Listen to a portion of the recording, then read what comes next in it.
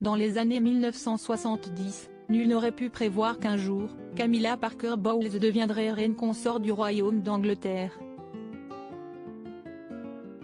Au fil du temps, elle et le roi Charles III sont pourtant devenus indissociables.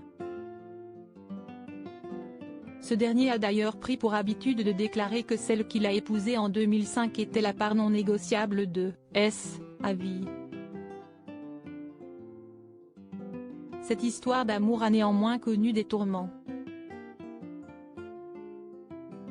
Au décès de Lady Diana, Camilla a dû redéfinir son image.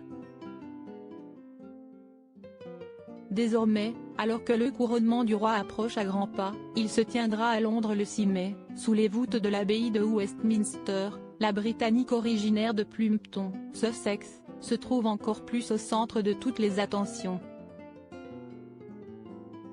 Selon les informations de Private Eye, l'épouse de Charles III s'apprêterait à renoncer à plusieurs symboles royaux.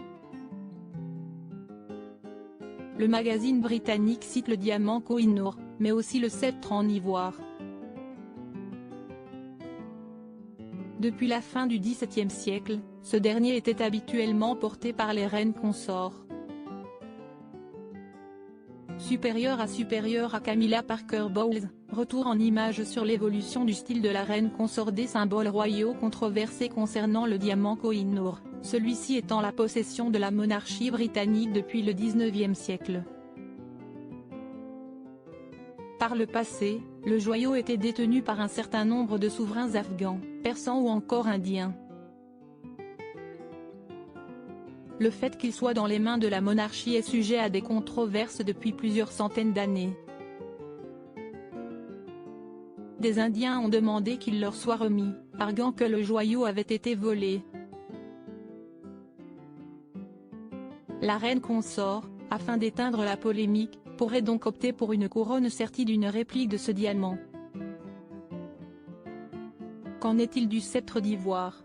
D'après les informations détenues par Private Eye, c'est le prince William, qui a à cœur d'assurer la protection des éléphants, souvent la cible de braconniers qui s'en prennent à eux pour leur défense, qui aurait motivé l'abandon d'un tel symbole royal.